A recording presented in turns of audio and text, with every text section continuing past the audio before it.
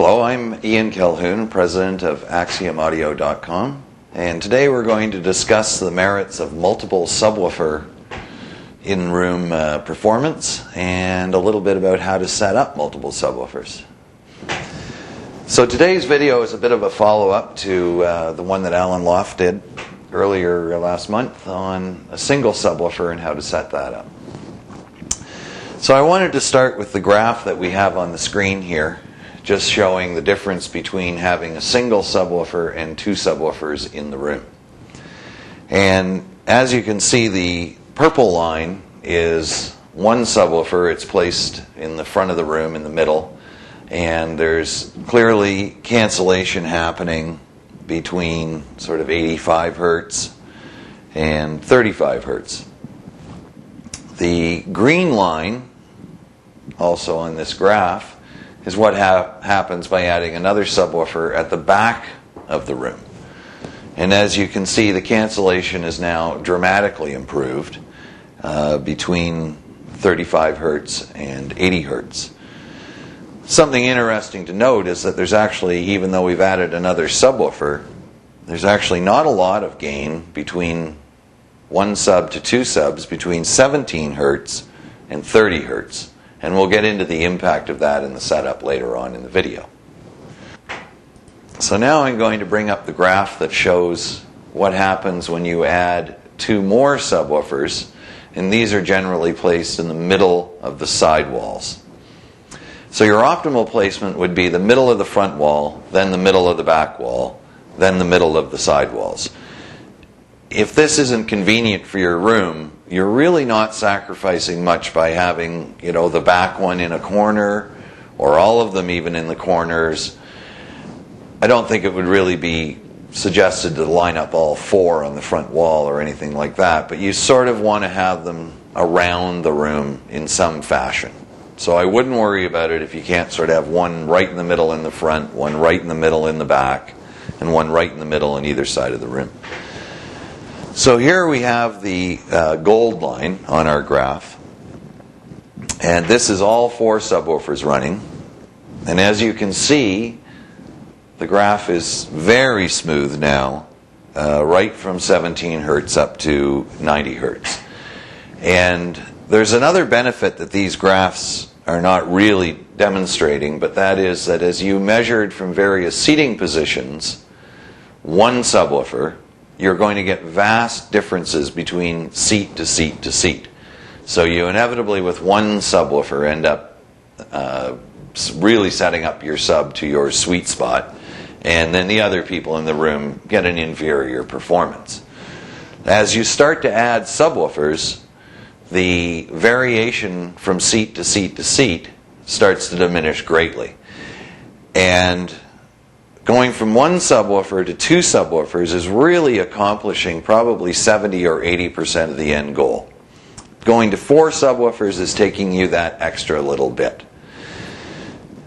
There's also devices available on the market that will allow you to electronically equalize your room in order to attempt to level out the response of the subwoofer. This is really not a proper solution to this problem. It would be more of a band-aid that you would have to use if you could not, for whatever reason, put a second subwoofer in the back of the room.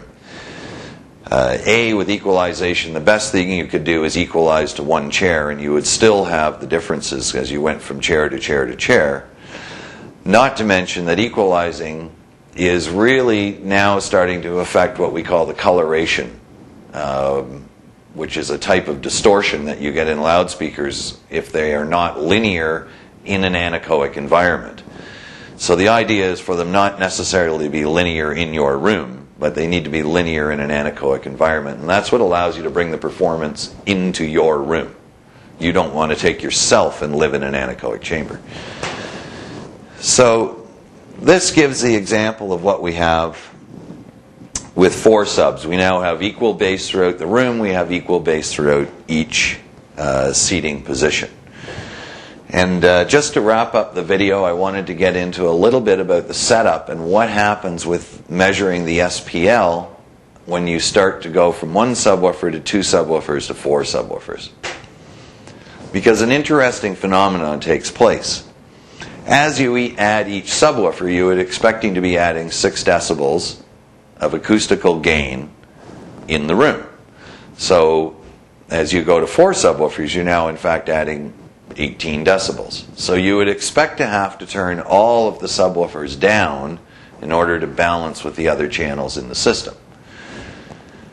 But this isn't really what happens. And the reason for that is that, as you can see in the graph, the gain that's happening in the bass section between 17 hertz and 35 or 40 hertz is nowhere near as dramatic as the bass gain that we're getting above 40 hertz up to about 90 hertz.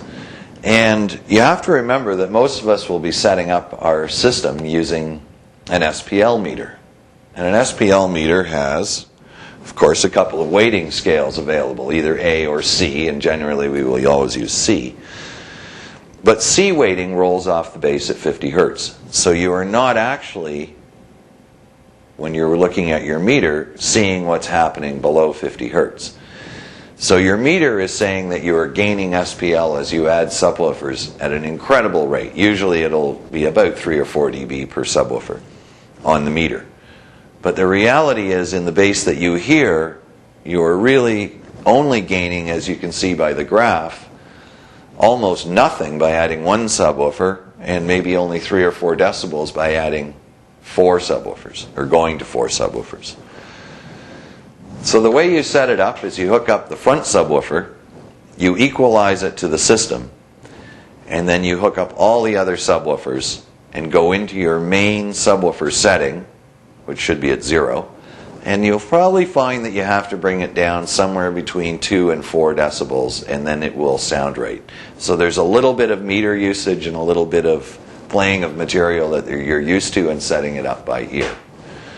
The last thing in the setup is what to do with the phase.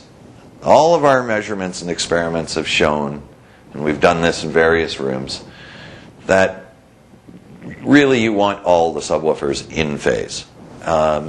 This is something you can play around with in your particular room, and you should do it simply by listening, where you may want to see what happens if you, say, put the rear subwoofer out of phase, and then maybe put the side subwoofers out of phase. The front subwoofer should always remain in phase. But if you have some time and you want to play around, you can play around with that. But realistically, if you just leave them all in phase, it's probably going to work great.